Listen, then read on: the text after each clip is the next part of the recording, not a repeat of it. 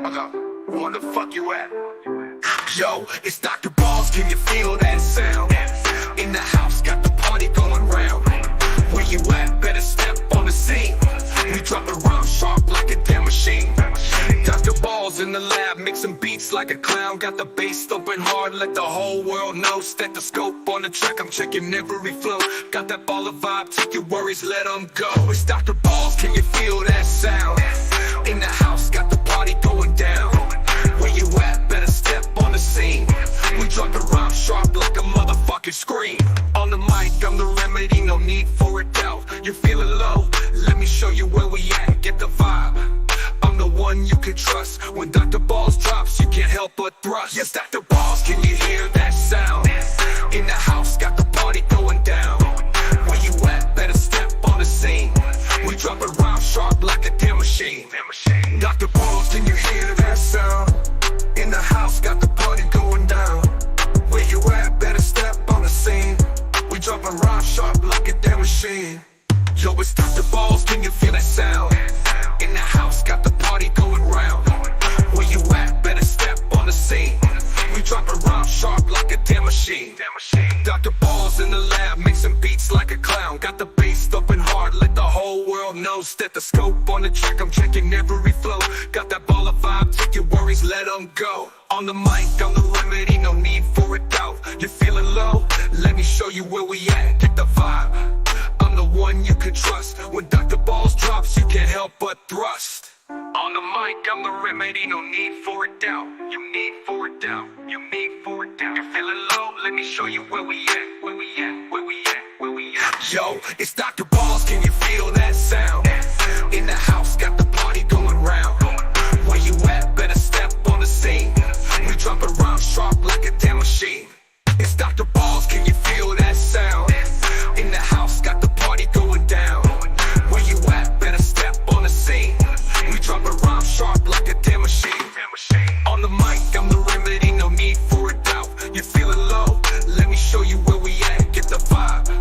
I'm the one you can trust. When Dr. Balls drops, you can't help but thrust. On the mic, I'm the remedy, no need for a doubt. You're feeling low? Let me show you where we at, get the vibe. I'm the one you can trust. When Dr. Balls drops, you can't help but thrust.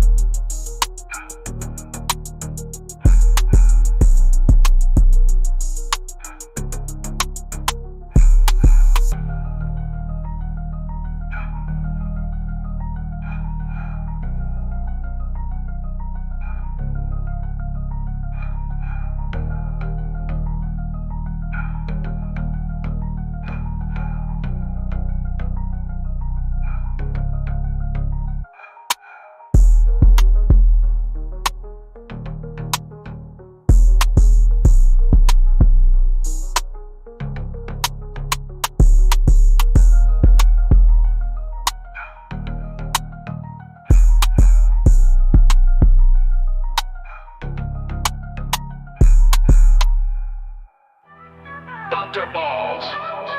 Dr. Balls. Dr. Balls in the house. Where the fuck you at?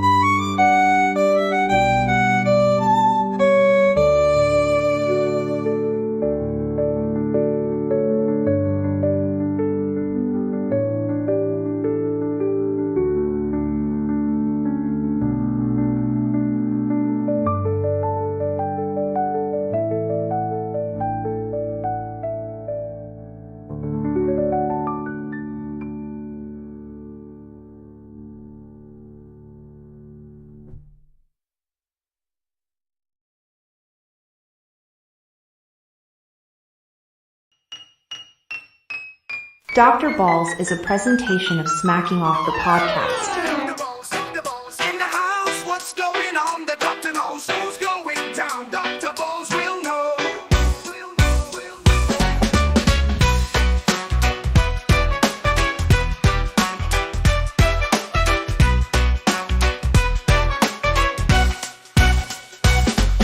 Dr. Balls, Dr. Balls, Dr. Balls, Dr. Balls in the house. What's going on? The doctor knows who's going down. Dr. Balls will know.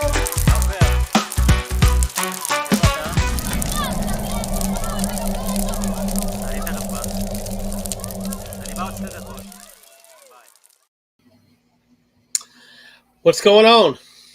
What's up, Doug? What's happening with you, Big Daddy? Not much, man. It's been colder than fuck. Had a bunch of snow on the ground. It's finally kind of melting. How about up in Kentucky? We got pretty much the same thing, only it's supposed to get down to 5 degrees tonight. That's, So- that's good for the plants and the trees, man. Oh, yeah, it's special for them. I know they really like it, you know. Yeah, Makes you what- think what- about it. Well. Yeah, the ones that it doesn't kill come out really strong afterwards. That's right. That's called, they got vigor, you know. They're resistant. You know, that's the kind of plants when I grow and cultivate my own plants, that's the ones I'm looking for, ones that are resistant to drought, resistant to cold. Hey, what kind of plants do you cultivate? Oh, I like all different varieties of hemp and Indian hops. You know what I'm saying? You're not going to incriminate yourself on the podcast, are you? I mean, I don't know why it's criminal. Yeah, what's the What's that? legality of that in Kentucky? Oh, as far as growing it here, to my understanding, 3 plants and under is a misdemeanor and 5 is a felony. All right, And so then- I just wanted to throw it out there since we were talking about the famous rips of the country, Rip Taylor and Rip Torn. I threw them onto the screen there for you, Dr. Balls. Oh, they're wonderful and special. You know, now laws are different in the South now, all over for marijuana. I found out in South Carolina many years ago, right? So me and a bunch of guys had been to the bar in Charleston, South Carolina. We're in the low country headed towards Bono Beach, and off of Lake Marion. And I'm headed home, man. And I'm only doing like 45, but we're the only traffic on the road. So the cops pull us over. Car full of guys. We're all reeking of liquor and alcohol. But the car also reeked of pot because somebody had smoked pot, and then the roach was in the ashtray, right? So the cops pull me over. And all of a sudden, they don't care about no DUI, even though I'm not really fucked up, but everybody else is. They're not worried about whether or not anybody got any words. All they're worried about is whether or not there's pot. I'm like, damn, I never seen motherfuckers trip like pot on this before. So he arrests me, man. They take me to jail, and somebody in my car takes my car back down to the lake, and hell, I'm laying there 3 days before I get to see the magistrate, and then they got some kind of bonding system I never heard of, so I can't get out. So then I got to lay there in there a couple days to actually get it in front of a real court. And he asked me what I want to do, and I said, hell, I'll just cop to it, man, Your Honor, and pay your little fine or whatever you got and go on. He goes, you don't know what the penalties are here in South Carolina. He goes, where are you from? I said, I'm from Kentucky. He goes, what are the penalties there? I said, well, since it was under 8 ounces, it'd be $100 fine plus court costs. So I figured I'd just pay your fine and your court costs and roll out of here.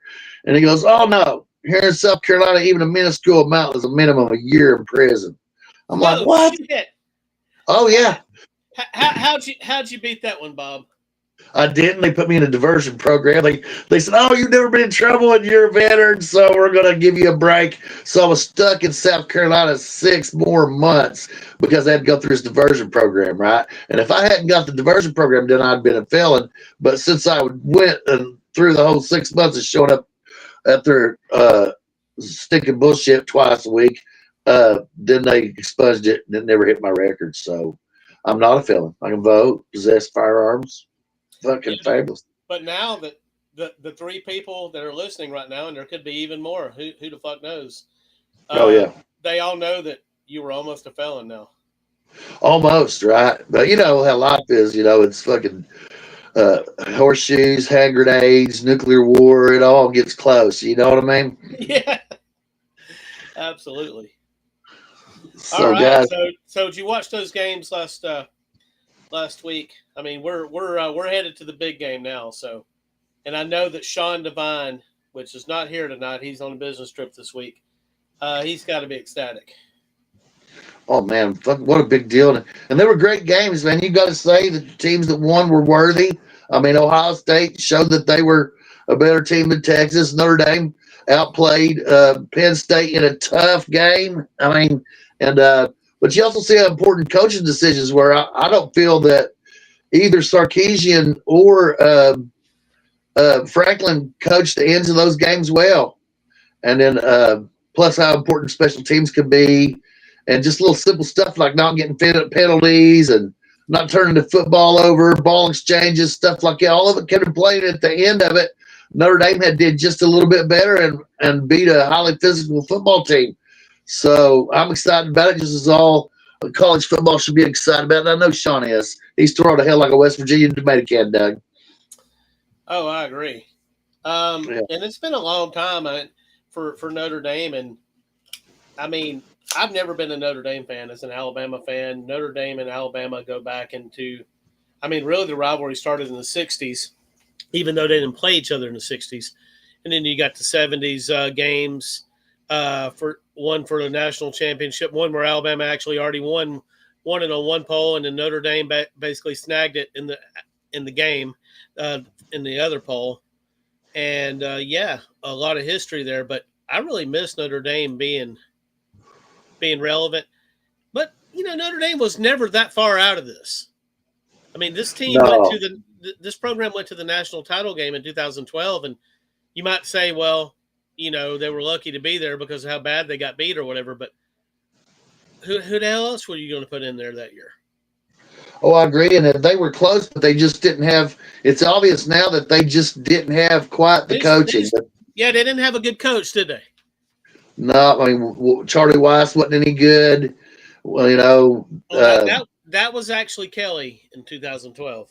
Well, I know it's Kelly, but I was going to run through the litany of them that wasn't any good. And Kelly talked all his smack, Doug, that he was going to be able to go to LSU with more resources and win the Natty. And now he's sitting on the sidelines watching ND with a chance to win the Natty. You know what? My gut tells me that Ohio State's going to be a little bit too much for Notre Dame, but my heart says that Notre Dame's going to play their ass off and they're going to have a chance to win this fucking game. Oh, win or lose, Notre Dame wins, though, Doug. You're right. And they're going to win in recruiting. They're going to win because they're going to take the full amount of college football playoff money home that they can spend any way they want on NIL. They're going to win because they're not going to have to share that money with any members of a conference, right? Mm-hmm. And their national brand is going to win. And so it's good for college football. If you love or hate Notre Dame being strong is great for college football. It gives people an alternative to the conference burnout of these new mega conferences. And it's just like Trump winning in 2016. It shows that you can win, right? That it is possible, that even if the system seems rigged, that if you do all the right things, that you still have a chance. And that's the American way. And Notre Dame is a national brand, and that's what they represent. Even if you love or hate Notre Dame, that's what they represent. Amen, amen. And just in case you don't know what you're watching or what you're listening to.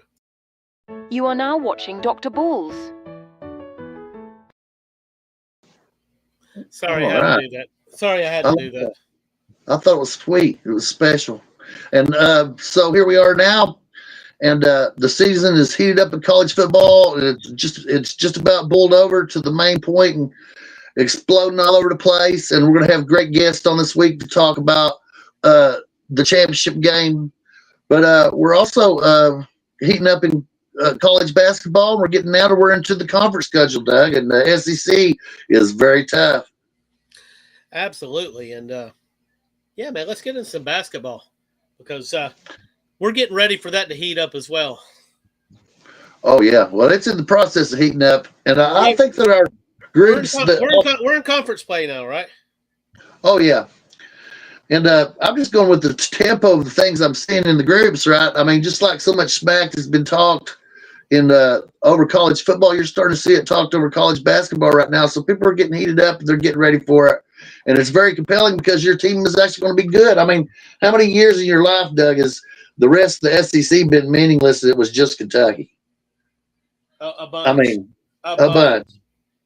Well, now we're in a new world, right? A world where Auburn is number one, and they've earned it, right? Even though their main dude, Johnny Brune, has went down, which he had played for Morehead State right down the road here and transferred. There's a transfer portal guy from a smaller school to a bigger school who actually come in and did something. But Auburn won the other day without him. But so Auburn's number one, which is unusual, even though they're well coached. And it's just a top-notch season for them. And obviously, Alabama's doing well, too. Have you been following any of that?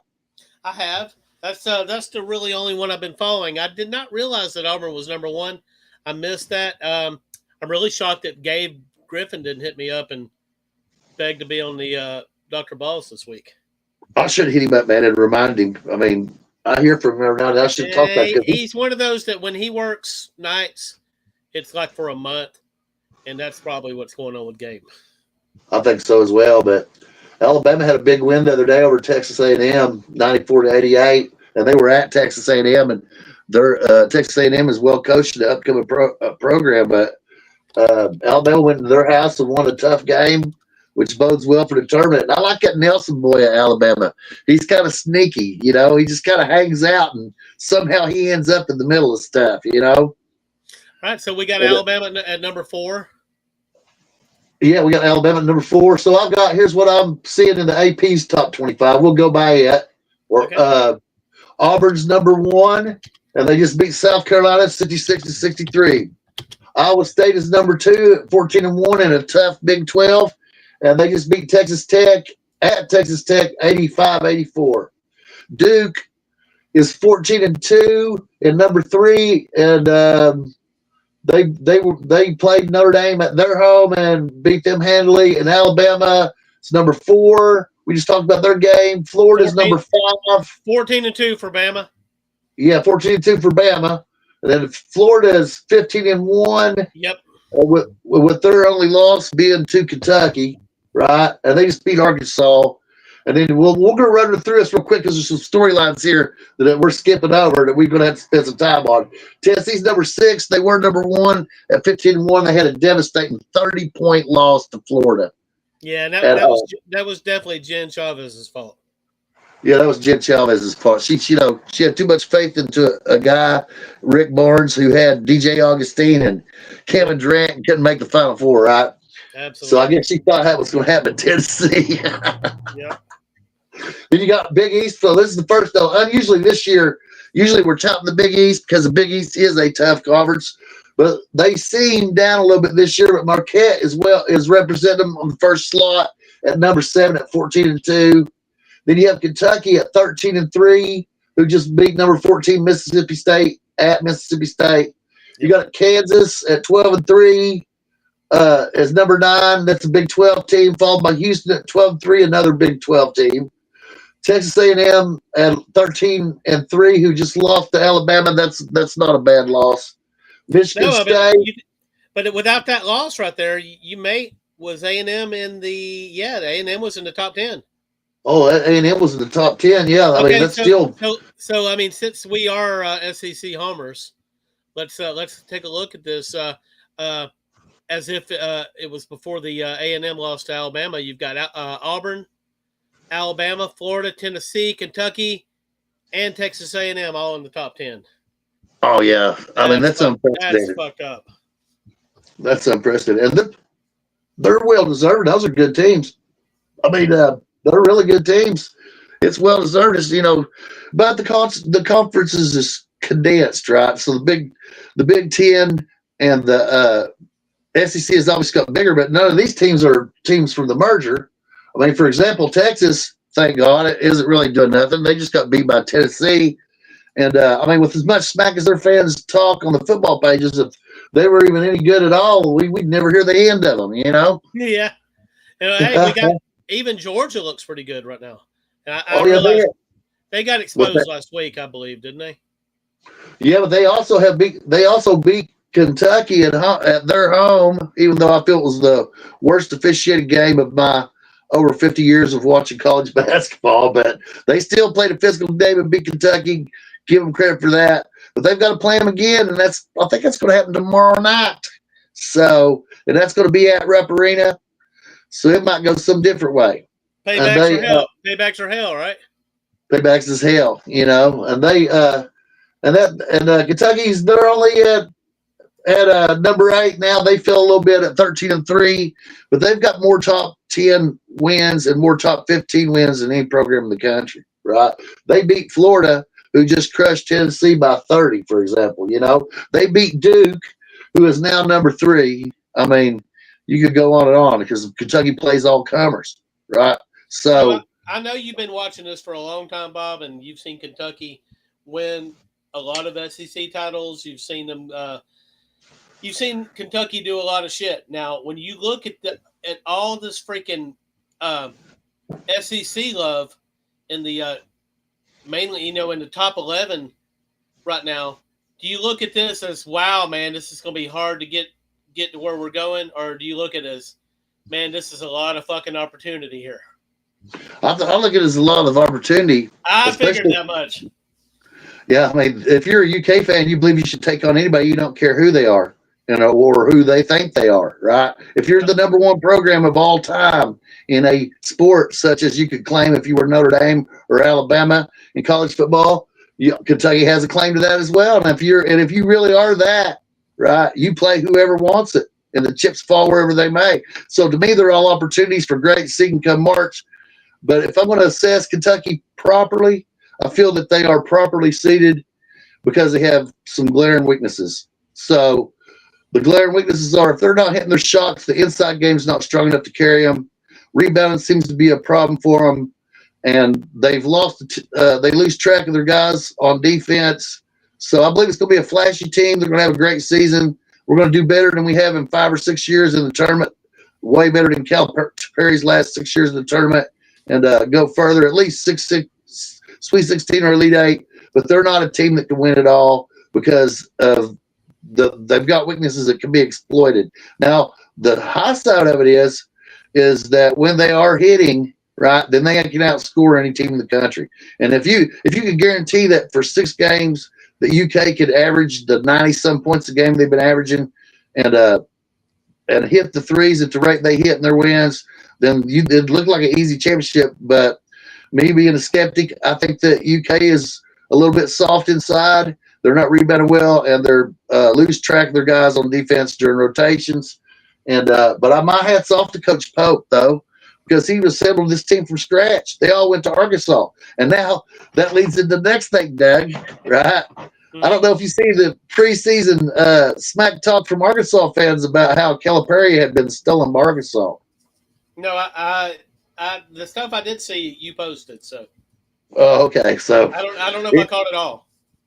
So Calipari basically gets run out of UK and goes to Arkansas, and there was a whole lot of jawing from that point forward, especially in the off season about UK fans this and that, and they're going to do this. And he took UK's last year's teams, the ones that didn't make it to the NBA. He took the whole team to Arkansas. Well, now they're 0-3 in the conference, and they're getting ready to play Kentucky here in the next couple games. Oh, you're gonna love that one, aren't you? Oh yeah, because the man can't coach, just like I've been saying for 5 or 6 years right here on the show. Is the man can't coach? That's what I was about to say, Bob. I've been listening to you. Your whole smacking off life since you've been on smacking off. Calipari has been the coach of Kentucky, except for this year. And yeah, and you seem pretty confident at times, but never like it. I think Bob's either he's kind of like low key on this, or he just don't believe in his coach. And I finally figured out in the last few years you just didn't believe in this coach. So it's gonna be interesting to see Kentucky with a new guy here that inspires your confidence there, Bob. He does inspire my confidence, and I don't mean to be a Debbie Downer on Kentucky's chances this year. Like I said, he built a whole team from scratch out of transfer portal guys, Kentucky Mr. Basketballs. I mean, whatever he can get together. And because that there is coaching, because it is an exciting style, right, they are going to win, and they are going to have a chance, right? I don't know if they're going to win it all, but they're going to have a chance because the style puts a lot of pressure on other teams constantly, right, to make their own mistakes. And it's up tempo, and it's beautiful to watch. If I had to compare this year's Kentucky team to any UK team I'd seen before, it would be Rick Pitino's 92-93 team, the year after they lost to Duke in the Elite Eight, and which was a very exciting team. But they had similar weaknesses, but they had great shooters. And it was up and down tempo, and they stayed near the top 5 all season long. And at the end of the season, they didn't win the championship, but man, were they an exciting team. But it laid the foundation for the team that won in 96. So that's what I'm seeing now with Coach Pope. If he can throw a team together ad hoc like this with this kind of chemistry, right, ready to play right out of the gate, right, and Calipari would make excuses that these guys wasn't ready and stuff like that, and play some of the teams that UK's expected to play in the beginning of the year, and then they just lose. And he'd say, "Oh well, we wasn't ready. The guys are young." Well, Pope didn't make those excuses. He was able to prepare his team, and that's just like college football. There's teams that came on late in the year that got better, right? And but early in the year when they needed those wins, they didn't get those wins because their team wasn't prepared. Their coach didn't have the ability to have a team ready to go into battle for the first game of the season. And that's the way that Calipari had Kentucky, but Pope had his guys ready. And I think it's an exciting style. I like it. No matter of fact, if you watch basketball in the SEC, the up-tempo styles are good now, Doug. Your Alabama team, Auburn, I mean, they're smoking hot, man. And it's exciting to watch. There's all kinds of effort and hustle. I think it's a great time for SEC basketball. And for Kentucky to compete against real competition in their own conference is only good for them. It's only good for the SEC. It's only good for programs like Alabama and Auburn and Tennessee that want to be relevant in college basketball. And they spent the money to do it. All right, so I'm looking at Alabama's schedule here, and they got Ole Miss coming to Tuscaloosa tomorrow night. And we've got Kentucky coming this weekend. Oh yeah, that's gonna be a killer game, man. Mark Sears is just such an amazing player for Alabama. He's a great point guard. I guess he was really want to cut the NIL money. From what I understand, the NIL money was good enough for him to put off the NBA by a year. And thank God, because he's just a hell of a player. And the matchup against him and Kentucky and Butler at point for Kentucky is going to be epic. Both them players are great. I mean, these are great players, and it's going to be exciting. And everything else is going on. And like I said, the matchup between Carr and Nelson with UK and Alabama, my God, man! I mean, this is epic shit. If you haven't watched any college basketball yet, I recommend that game, and it's going to be a barn burner. I bet you 100 points on both sides. If I had to predict the score on that one, Doug, I'd say, is that at Alabama? You talking about Kentucky? Yeah. Yeah. Right. No, wait. No, that's Right. not Kentucky. That's Oh, not is that Kentucky. Kentucky? Yeah. Well, I'm going to pick UK 106-100. It's definitely going to be a game to watch. I'm interested. I mean, I'm you know how I am about Alabama basketball. I'm a pep. You know, I never look at the bright side because I haven't seen a lot of bright side since I've been watching basketball. But I know Bama's. They've been real shoddy lately. They're pretty good right now. But I was just seeing today Auburn comes to Tuscaloosa February 15th. That's the first meeting. Oh yeah. Oh damn, that's gonna be huge. That's gonna be huge. Kentucky comes to Tuscaloosa February 22nd.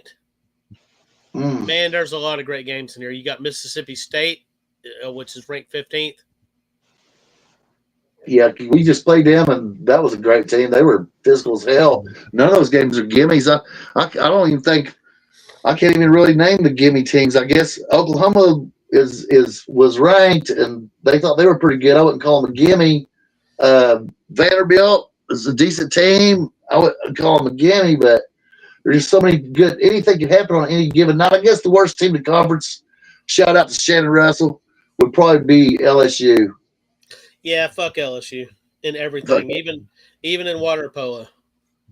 Oh yeah, they're the last ones to get caught with the bag ban in college basketball. And it's still under investigation. It probably come to nothing because the NCAA don't do shit about anything anymore, do they?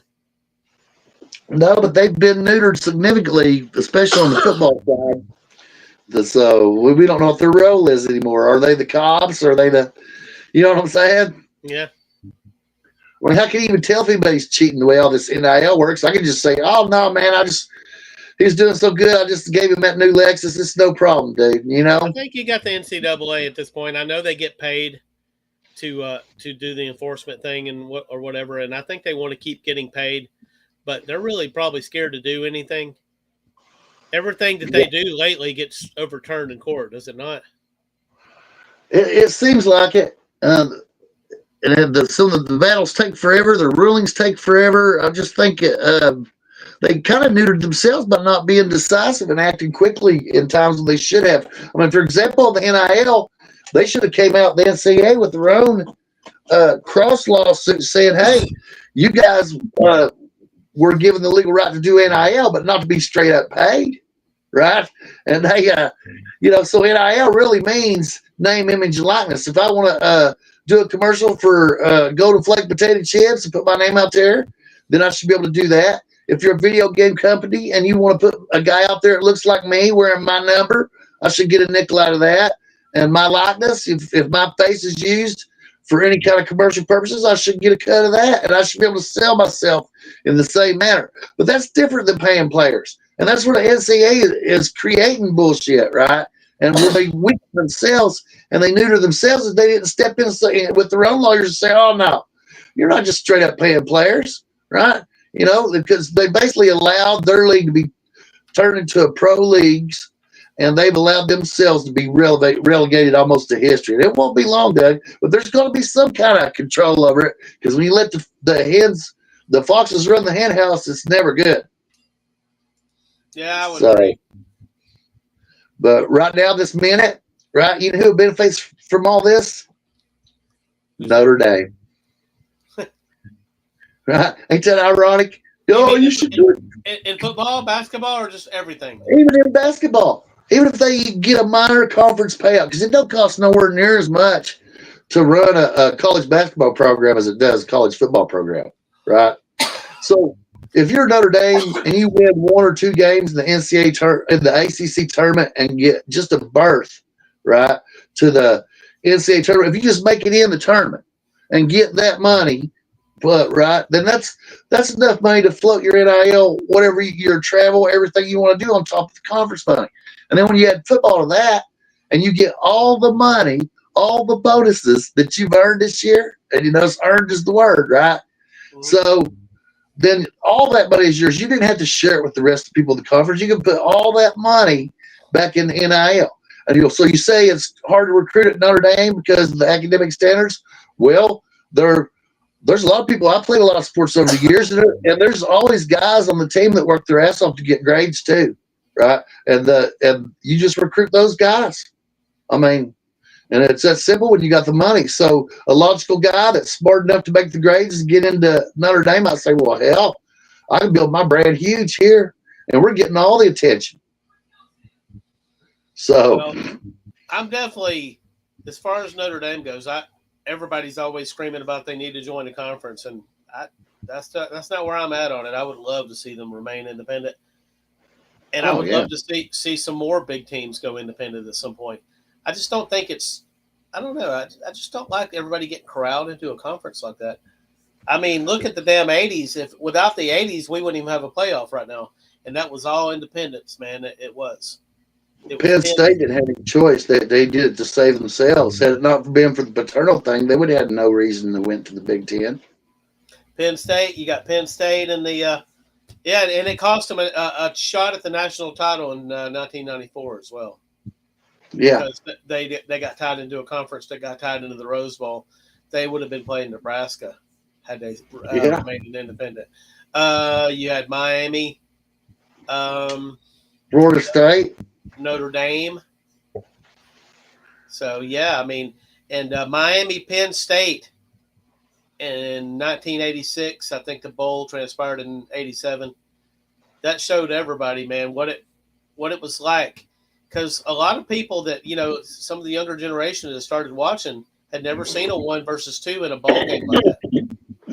No, and that's the only way it could have happened, because everything was slanted towards certain conferences putting certain teams in certain bowls, and people seen that and they said, "Fuck, I want this every year." Yeah, and it made the Fiesta Bowl actually relevant, and it made the Orange Bowl bigger. So next thing you know, all the championships are happening, and finally, the SEC started doing better, and teams started joining conferences. And next thing you know, the SEC has a big run, and now it's all about the Sugar Bowl. So the BCS, you know why the BCS was really created, don't you? Bob, you cut out for a second. I got to tell you, the reason the BCS was really created is to make the Rose Bowl relevant, whether you like it or not, at least once every 6 years. It definitely did that. Yeah, because otherwise there was no need for it. I mean, because at that time, this goes back to the independence. The Rose Bowl was basically meaningless for 20 years of my life. I mean, there was typically you'd have a team, even a number one. Washington in 91, that was they should have been playing the Miami Hurricanes for the national championship, but they couldn't do that. Instead, they played, I believe, Michigan in the Rose Bowl. Yeah, the Rose Bowl fucked up a lot of shit. And even after they put the bowl coalition together, Rose Bowl wasn't part of it. The PAC and the Big wasn't part of it. And that kept bullshit going on for another 10 years. Yep. I mean, so the CFP in the end, the CFP all comes down to trying to make that relevant. And what's ironic about it is there's no Pac-12 anymore. So No, it's the Pac. Oh yeah, no, they're fixed to be Pac-12 again. I think it just ain't gonna be. It's gonna be a Group of 5 conference now, right? yeah, with two D1 schools and a bunch of AA schools, but they're good AA schools. Oh So, no. I mean, they're sorry, they're FCS schools. They all oh yeah, but at one time most of them were AA. those are power conference teams, but probably not with. Hell yeah. But So yeah, it'd be interesting to see. I think they're bringing the Mountain West in, right, to join them, and they're still gonna call it the Pac, whatever the fuck, the Pac. that's smart as hell. It's smart as hell if you're Washington State or Oregon State though, because they were able to get all the conference money for 2 years leading up to that. So whatever money they had, they were able to get it. Now, every now and then you're breaking up for me, and am I breaking up for you, Doug? Yeah, yes. So maybe we're getting bad internet. We've said all we need to say, haven't we? I mean, we can. Did we get? Yeah, we got the big show on Wednesday. I just want to get everybody heated up about college basketball. Oh, sorry, not Wednesday, Friday. Friday, that's right. The preview to the championship. Yes, that's the mother of all fucking shows. And even though Jen Chavez don't have a team in there, I know she's going to tune in so that we can fuck with Jen. That's right. Hallelujah. All right, and fuck Tennessee in basketball, baseball, whatever y'all can think of. All of it. Later, guys. Or guy.